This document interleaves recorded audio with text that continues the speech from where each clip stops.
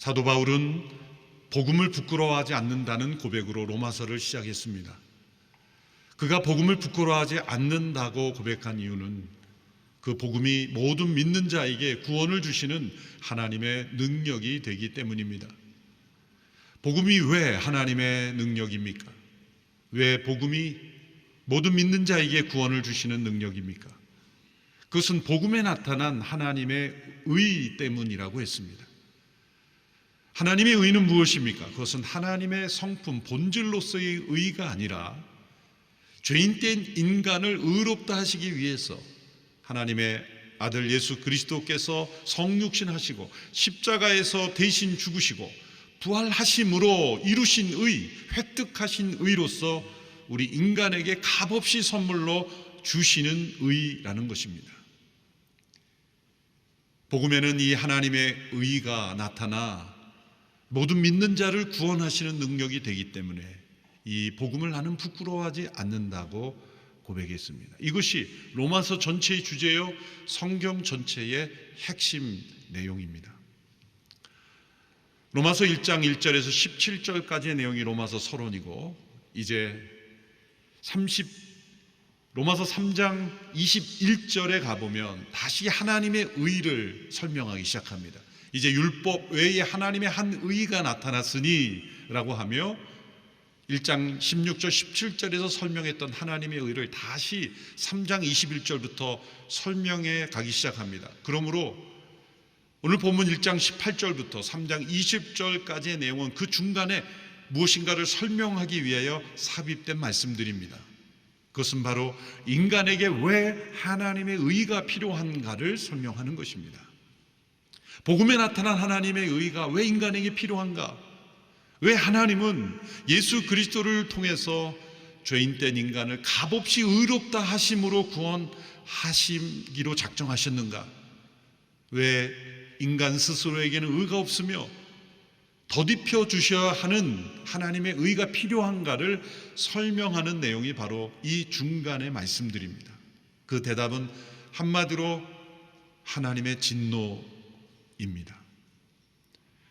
인간의 불의함에 대하여 하나님의 진노가 있다는 것입니다. 그래서 앞으로 오늘부터 시작을 해서 몇 주간 내 말씀은 하나님의 진노에 대한 말씀입니다. 이제 각오하고 몇 주 오셔야 됩니다. 복음은 우리에게 기쁜 소식을 전하기 전에 먼저 나쁜 소식을 전합니다. 굿뉴스이기 전에 먼저 배드뉴스를 전합니다. 그것은 인간의 불의함에 대하여 하나님의 진노가 있다는 것입니다. 사람들은 하나님의 사랑에 대하여 말하면 고개를 끄덕이며 받아들입니다.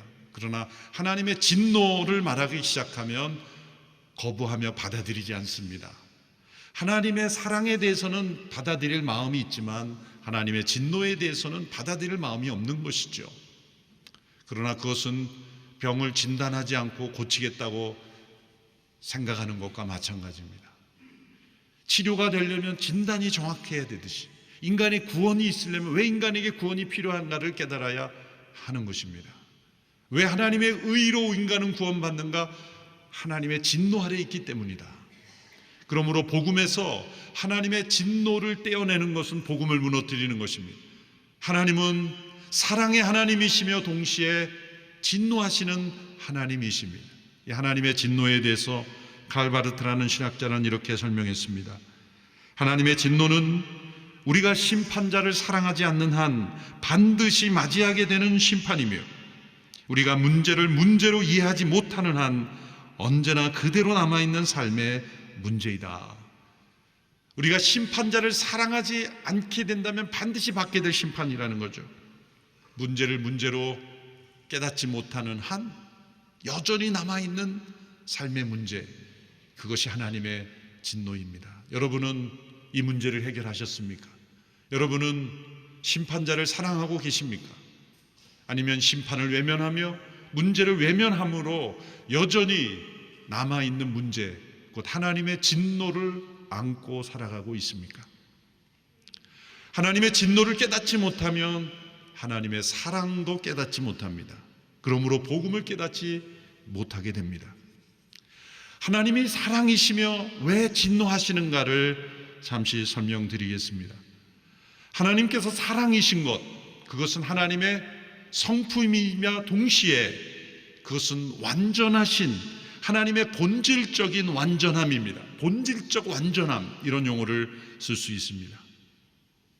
본질적인 완전함이란 대상에 따라, 상황에 따라 변하지 않는다는 겁니다. 하나님이 우리를 사랑하실 때 우리가 사랑스러운 모습일 때만 사랑하시는 것이 아니라는 것입니다. 우리가 때로 죄와 악에 처해 있을지라도, 세상의 모든 사람으로부터 버림받을 잘못을 행한 사람일지라도 하나님은 그를 여전히 사랑하십니다. 그것이 본질적인 완전함입니다. 우리의 어떤 죄와 허물과 잘못도 우리를 향한 하나님의 사랑을 막을 수가 없는 그 하나님의 사랑, 대상의 상태와 상관없이 여전히 동일하게 사랑하시기에 그 사랑은 본질적인 완전함입니다. 만일 우리의 상태에 따라 하나님의 사랑이 바뀐다면 하나님은 사랑이시라라고 말할 수가 없습니다. 그런데 사랑이신 하나님께서 진노하시는 때가 있습니다. 그것은 우리가 죄와 악에 빠져 있을 때 하나님은 정확하게 그 죄와 악에 대하여 진노하십니다. 사람들의 진노는 어떻습니까? 사람들이 안에 있는 분노는 때로는 죄와 악에 대한 것이기도 하지만 자기 안에 있는 죄와 악을 더하여 분노하기도 합니다. 때로는 자신의 상처와 오해와 또 자기 안에 있는 욕심 때문에 분노하기도 합니다. 그러나 왜곡된 진노, 불의한 진노라고 말할 수가 있습니다. 어린 자녀들을 양육하다 보면, 어린 자녀들을 한참 야단치다 보면 사실은 부모가 다른 일 때문에 마음이 상해서 힘들어서 그럴 때도 있죠. 다른 힘든 일로 인해서 그 힘든 것을 자녀에게 퍼부을 때가 있죠. 며칠 전에 저희 아내가 마켓에 가서 뭘 사는데 한 8개월 날 남짓된 아기를 야단치는 어머니를 봤대요. 그런데 8개월 남짓된 아기에게 야단치는 어머니의 내용이 뭐냐면, 너는 왜 이렇게 내 말귀를 못 알아듣느냐고. 사실은 아이가 말귀를 못 알아듣는 게 당연한 때인데 말귀를 못 알아들어서 힘든 게 아니라 사실은 다른 것 때문에 힘든 거죠. 다른 게 양육이 너무 힘들고 다른 힘들이 이렇게 되면서 분노가 일어나서 아이에게 표출된 것 아닙니까? 직장에서 상사가 하급 직원들에게 막 화를 내는데 가만히 보면 하급 직원한테 그렇게 화낼 일이 아닌데 저렇게 화내는 거 보면 집안의 또 다른 분에게서 스트레스를 받고 회사에 와서 스트레스를 푸는 경우도 있는 거예요. 이렇게 인간의 진노는 온전하다고 볼 수 없는, 그 안에 무엇인가 때가 끼어 있는 오염된 진노일 가능성이 많습니다. 우리 하나님의 진노는 그런 진노가 아닙니다. 본질적으로 완전하신 하나님의 사랑이신데 왜 하나님이 진노하실까? 그것은 우리의 죄와 악에 대하여만 진노하시는 것입니다. 존 스토트가 이 문제에 대해서 잘 정리된 문장을 남겼습니다. 죄에 맞서는 하나님의 진노는 어떤 명백한 이유도 없이 이성을 잃고 폭발하신다는 것을 의미하지 않는다. 그분의 진노는 수수께끼 같거나 비이성적이지 않다. 그분의 진노는 예측할 수 없는 것이 아니라 오히려 언제나 예측이 가능하다. 왜냐하면 악에 의해, 그리고 오직 악에 의해서만 유발되기 때문이다. 하나님의 진노는 예측 가능합니다. 철저 이성적이집니다. 왜냐하면 오직 악에 의해서만 유발되기 때문이다. 그러므로 본질적으로 완전하신 하나님의 사랑이신 분이 왜 진노하십니까? 우리를 사랑하시기 때문에 진노하는 겁니다. 로마서 12장 9절의 말씀에 사랑에는 거짓이 없어야 합니다. 악한 것을 미워하고 선한 것을 붙드십시오. 진정한 사랑은 거짓이 없으며 악을 미워하는 것이 진정한 사랑이기에 우리 안에 있는 악을 미워하시기에 하나님이 진노하시는 겁니다. 그러므로 사랑의 하나님이 진노하시는 것입니다. 만일 하나님이 우리의 죄와 악에 대해서 전혀 진노하시지 않는다면 그분은 사랑이 아니십니다. 진정한 사랑은 사랑하는 대상이 악에 머물러 있는 것을 원치 않기 때문이요. 그 악을 제거하려고 성경에 보면 소멸하시는 불과 같이 맹렬히 불태우시는 하나님처럼 불은 순수하지 못한 것을 다 태워버리는 거죠. 불은 가장 순수한 물질이죠. 물처럼. 그래서 고대 철학자들은 물, 불 이런 것들을 가장 원인 물질로 그렇게 여겼죠. 불은 가장 순수합니다. 그러므로 순수하지 못한 것은 다 태워버리는 것이죠. 하나님을 왜 소멸하시는 불로 비유했습니까? 하나님의 사랑이 맹렬하신 불처럼 우리 안에 악을 태우시고 우리 안에 더러움을 태우심으로써 우리를 사랑하시는 것입니다. 우리로 하여금 거룩하고 순결하게 하시기 위해서. 그러므로 사랑이신 하나님이 진노하시는 것입니다. 우리 인간 안에 이 하나님의 진노를 일으키는 악의 모습들이 있다는 것입니다. 어떤 모습들이 있을까요? 로마서 1장 18절의 말씀을 함께 읽어보겠습니다. 시작. 하나님의 진노가 불의로 진리를 막는 자들의 모든 불경건과 불의에 대해서 하늘부터 나타납니다. 첫 번째 모습은 불의로 진리를 막는 모습입니다. 인간에게서 하나님의 진노를 일으키는 여러 죄악의 모습들이 이제 30절 이하에 나오는데요, 수십 가지의 죄악들의 모습 이전에 심층적이고 근본적이고 원리적인 문제가 있다는 겁니다. 그것은 인간 안에 있는 불의함이 하나님의 진리를 가로막고 있다는 겁니다. 하나님의 진리를 회방하고 대적하고 그것을 나타나지 못하도록 가로막고 있다는 것입니다. 하나님이 살아계시며 하나님이 사랑하시는 분임을 하나님은 이 세상에 분명히 나타내셨다고 말씀하고 있습니다. 두 가지 통로로 하나님은 나타내셨습니다. 첫 번째는 인간 안에 하나님이 계심을 나타내셨습니다. 무엇입니까? 인간의 신체가 기묘막측하게 신묘막측하게 정말 놀라운 신비로 창조되었다는 것 플러스 그것 외에도 인간 안에 있는 그 무엇이 있습니다. 오늘 본문 1장 19절의 말씀을 보십시오. 이는 하나님을 알만한 것이 그들 가운데 분명히 드러나 있기 때문입니다. 하나님께서 그들에게 그것을 명백히 보여주셨습니다. 그들 가운데 인간 안에 있는 것, 이거 무엇입니까? 그것은 인간의 신체 메커니즘을 보면 정말 신비로운 회복의 능력이 있고 자기 치료의 능력이 있고 방어의 능력이 있고 이 모든 것이 원활하게 움직여지는 것을 보면 너무나 신비로운 것이죠. 우연히 모든 인간의 신체가 만들어졌다라고 도저히 말할 수가 없습니다. 단세포에서 어떻게 하다 보니까 점점 발전하다 보니까 이렇게 복잡한 메커니즘이 완성되었다? 정반대죠. 완전한 지혜를 가지신 창조자가 계심을 증거하는 거예요. 그것만이 아닙니다. 인간에게는 또 다른 특징이 있습니다. 왜냐하면 그런 특징은 다른 동물, 생물들에게도 있죠. 인간 안에 있는 그 무엇이 뭡니까? 그들 가운데 하나님을 알만한 것을 명백히 보여주신 것 바로 인간 안에 있는 도덕 개념이에요. 양심입니다. 여러분, 다른 피조물에게는 이런 양심이나 도덕, 옳고 그름에 대한 개념이 없습니다. 본능을 따라 살아갈 뿐입니다. 그러나 인간에게는 옳고 그름이라는 도덕 개념이 있기 때문에 사람들이 자책을 느끼고 후회를 하고 불안을 느끼고 때로 기쁨을 느끼고 보람을 느끼고 감동을 느끼는 것입니다. 옳은 상태에 있으면 기쁨과 보람과 감동과 담대함을 느끼고 옳지 않은 상태에 있을 때 불안과 두려움과 자책을 느끼는 거죠.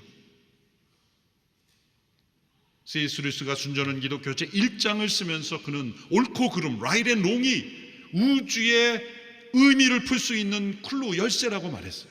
왜 그랬을까요? 2차 세계대전 때 BBC 방송에 그가 이 강연을 하면서 무엇을 말하고 싶었을까요?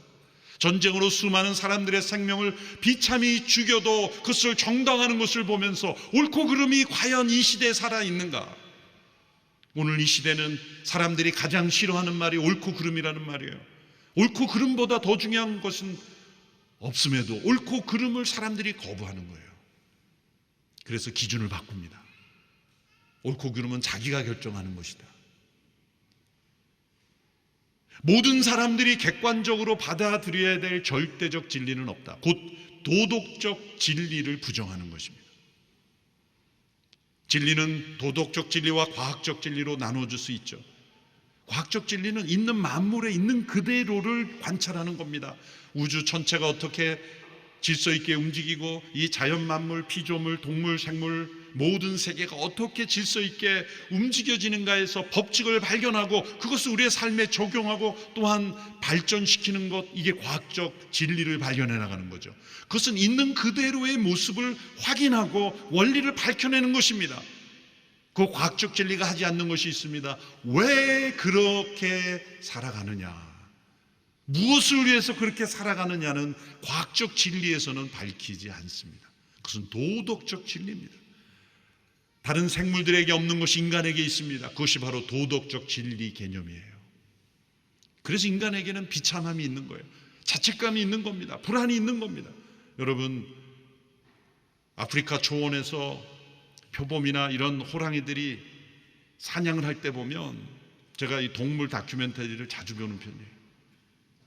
뒤에서 조용히 정말 다가가가지고 가장 근거리에서 덮쳐서 이제 먹죠. 그런데 표범이나 호랑이나 사자가 그렇게 사냥해놓고 내가 너무 비겁하게 사는 거 아닌가? 그렇게 자신을 되돌아보는 동물이 있을까요? 그러나 우리 인간은 비겁하게 그렇게 행동하면 마음에 찜찜함이 있는 거예요. 만약 그런 게 없다면 동물처럼 살아가는 거죠.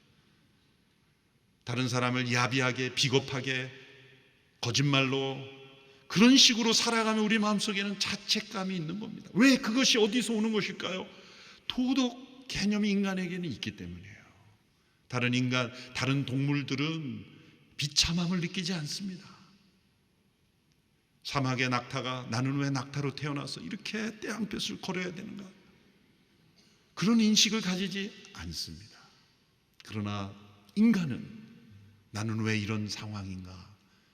라는 비참함을 느끼는 것이 파스칼은 팡세에서 그렇게 인간은 위대한 존재라는 것을 도리어 증명하는 것이다.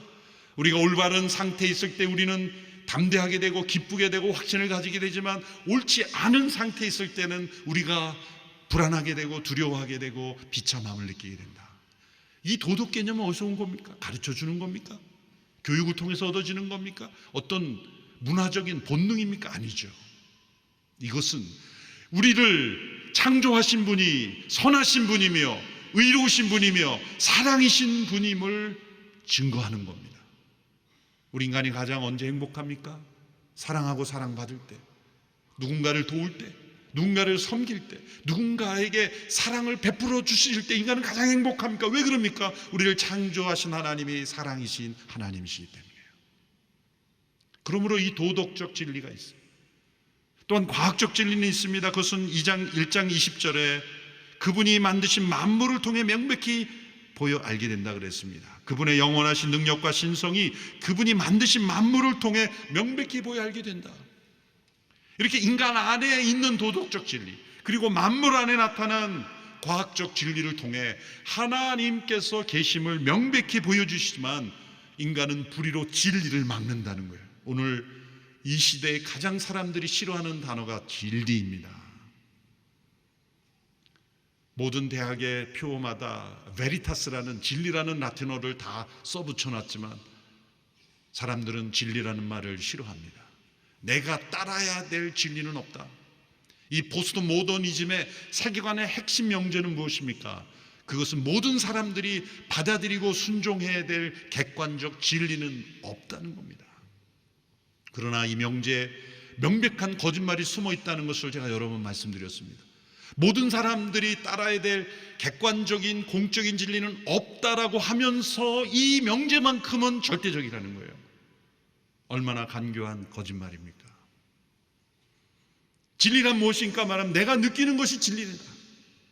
이제는 내가 받아들이는 진리는 없고 내가 느끼고 내가 옳다고 여기는 것이고 진리다라고 주장하는 이런 시대가 바로 불의로 진리를 막는 것입니다. 이것이 겉으로 나타나는 어떠한 죄악과의 현상보다 더 중요한 죄악이에요. 하나님의 진리를 막는 것입니다. 두 번째 단계로 도달하게 되어서 그것은 하나님 알면서도 하나님께 영화롭게 하지 않고 감사하지 않습니다. 1장 21절의 말씀 우리 같이 읽습니다. 시작. 그들은 하나님을 알면서도 하나님을 영화롭게 하지도 않고 감사하지도 않습니다. 그들의 생각이 허망해졌고 그들의 어리석은 마음은 어두워졌습니다. 불의로 진리를 막게 되면 어떻게 됩니까? 인간의 마땅한 본분을 지키지 않게 됩니다. 하나님을 알면서도 하나님을 영화롭게 하지 않고 감사하지 않게 됩니다. 경배하지 않게 됩니다. 그 결과 생각이 허망해지고 어리석어지고 마음이 어두워지는 것입니다. 여기서 하나님을 알면서도 라고 할 때 하나님을 안다는 것은 우리가 하나님을 다 안다는 게 아니라 우리가 알 수 없는 하나님이라는 것을 안다는 거예요. 여러분 집에 반려견이 함께 있을지 모르지만 그 반려견이 여러분과 함께 살지만 인간을 다 압니까? 모르죠. 개미의 세계가 어떻게 인간의 세계를 알 수 있겠습니까? 우리가 어떻게 하나님의 세계를 다 알 수 있겠습니까? 모른다는 것을 아는 것이 하나님을 아는 것입니다. 그러면 우리가 다 알 수 없는 하나님은 어떻게 됩니까? 경배하는 것입니다. 경외하는 것입니다. 따르는 것입니다. 그분께 영광 올려드리는 것입니다. 그분께 감사하는 것입니다. 근데 그것을 하지 않는 이유가 뭡니까? 불의로 진리를 막고 있기 때문에, 하나님이 나타내신 계시 진리를 받아들이지 않기에 하나님께 영광 올려드리잖아요. 왜 잠언 말씀에 하나님을 경외하는 것이 지혜의 근본이라고 말씀합니까? 하나님을 경외하고 하나님께 경배하는, 감사하는 영혼은 밝아지기 때문입니다. 하나님이 지혜를 주시기 때문이죠. 그러나 그렇지 않은 영혼은 점점 어리석어집니다. 그리고 어두워집니다. 그리고 허망해집니다. 마땅히 우리가 하나님을 예배하지 않을 때 우리는 중립 상태에 있는 것이 아닙니다. 팀 켈러 목사님이 여기에 대해서 좋은 문장을 잘 남기셨어요. 인간의 마음은 종교적으로 중립적인 진공 상태가 아니다. 무엇인가를 숭배해야 한다.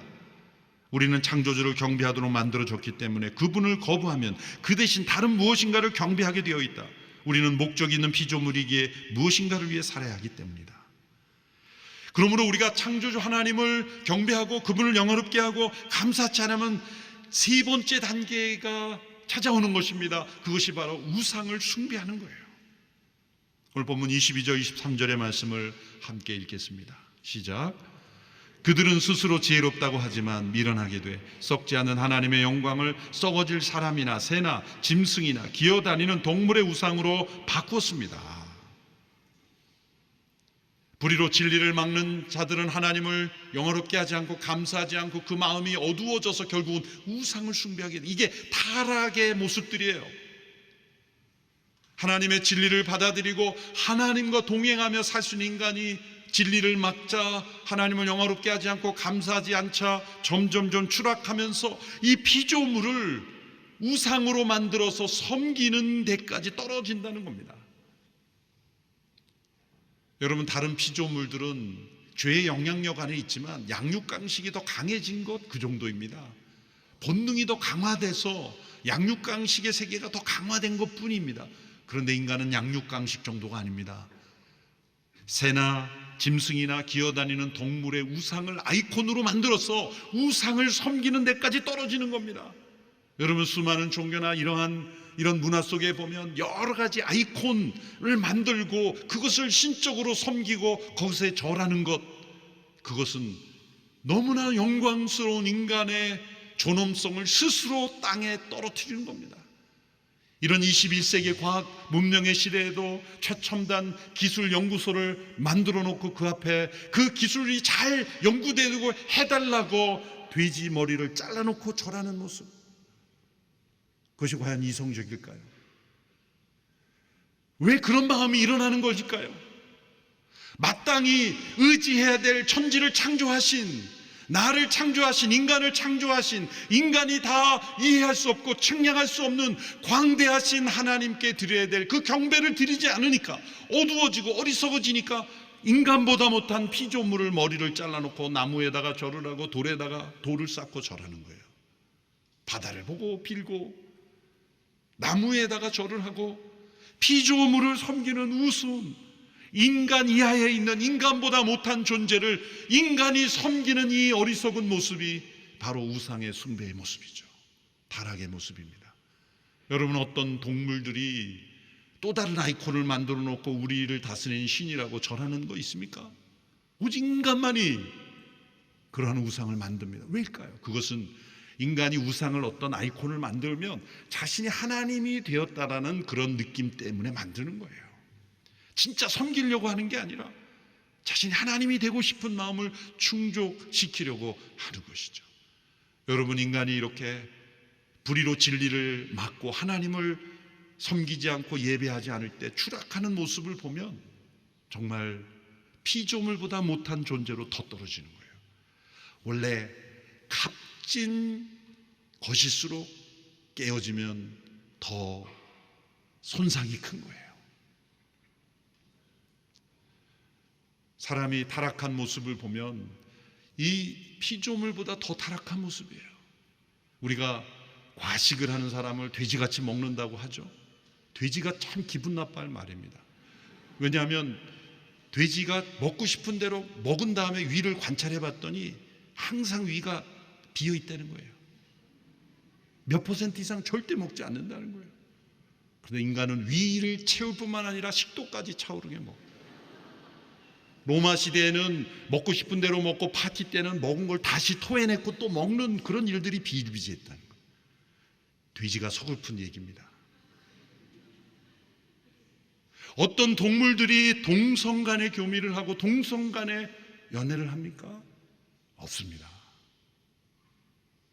일부 동성애 지지자들이 동물들도 그런 것들이 있다는데 전혀 거짓말입니다. 있을 수 없는 일들이 인간에게는 일어나는 거죠. 이렇게 불의로 진리를 막는 사람들에 대하여 하나님의 진노가 나타납니다. 마지막 심판날에 궁극적으로 임할 하나님의 진노가 있고, 우리의 삶 속에 현재 재앙으로 나타난 하나님의 진노가 있고, 세 번째 진노의 모습이 24절 이하에 나타납니다. 그것은 내버려 두심의 진노입니다. 그 죄 가운데 내버려 두시는 것. 1장 24절에 보면 마음의 정욕대로 내버려 두신다고 나와 있습니다. 1장 24절의 말씀이죠. 그러므로 하나님께서는 그들의 마음의 정욕대로 살도록 더러움에 내버려 두시니 그들은 서로의 몸을 욕되게 했습니다. 1장 26절에 보면 하나님께서는 이 때문에 그들을 수치스러운 정욕대로 내버려 두셨습니다. 그리고 여기에는 동성애 문제를 정확하게 지적하십니다. 비정상적인 관계다. 순리를 영리로 바꾸는 것이다. 분명히 말씀하고 있습니다. 남자와 여자, 여자와 남자, 이성 간의 관계를 동성 간의 관계로 바꾸는 것, 이것은 부끄러운 일이요 수치스러운 일이요 하나님의 진노를 만들어내는 일이라고 말씀하고 있습니다. 이 말씀을 어떻게든 다르게 해석하려고 이것은 다른 의미다, 이것은 선천적인 성적 지향대로 하지 않는 것을 오히려 영리로 말하는 것이다. 아닙니다. 여기에 분명히 성을 말하잖아요. 여자와 남자, 남자와 여자, 같은 남자끼리, 같은 여자끼리. 이 명백한 말씀을 어떻게 우리가 외면할 수 있습니까? 실제로 우리나라의 에이즈 환자, 10대 에이즈 환자가 급증하는 것은 동성애 확산과 무관하지 않습니다. 요즘 원숭이 두창이라는 바이러스 WHO에서 처음 발표할 때 뉴스는 분명 남성 간의 관계를 통해 확산되고 있다고 했어요. 언론에서는 비판받을까 봐 꼭 그런 것은 아니다고 말하지만 분명한 발표들이 있습니다.